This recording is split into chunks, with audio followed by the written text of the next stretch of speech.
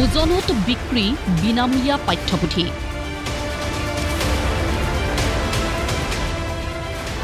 প্ৰধান শিক্ষয়িত্ৰীৰ কাণ্ডত তীব্ৰ প্ৰতিক্ৰিয়া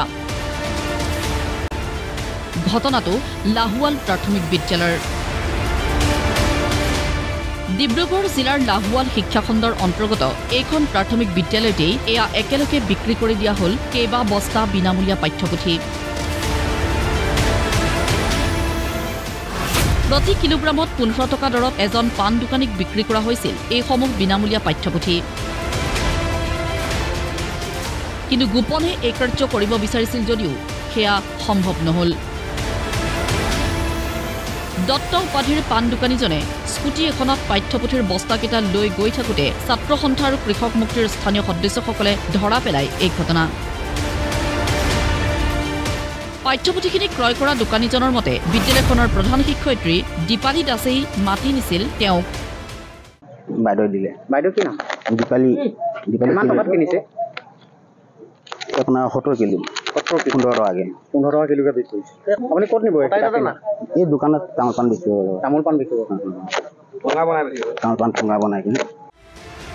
বহু সময়ত ৰাজ্যৰ বিভিন্ন বিদ্যালয়ত ছাত্ৰ ছাত্ৰী বিনামূলীয়া পাঠ্যপুথিৰ পৰা বঞ্চিত হৈ থাকিবলগীয়া হয়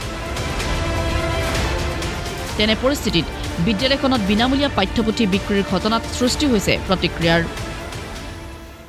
লাহোৱাল এলপি স্কুলৰ এনেকুৱা দুৰ্ভাগ্য কাণ্ড আমি তীব্ৰভাৱে গৰিহণা জনাইছোঁ আচলতে এনেকুৱা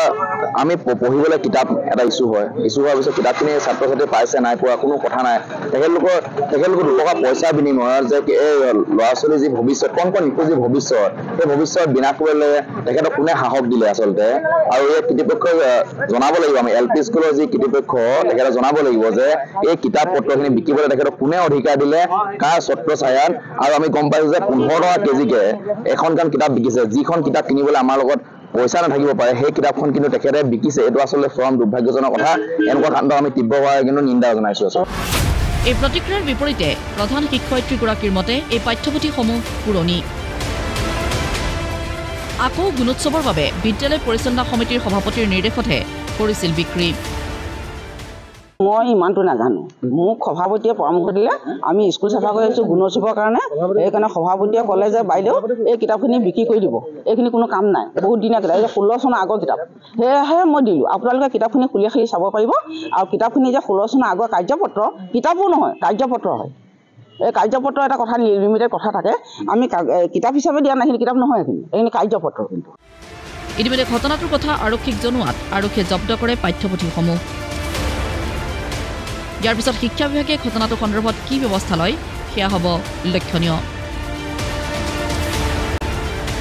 চাবুৱাৰ পৰা বিশ্বজিৎ ফুকন প্ৰতিদিন টাইম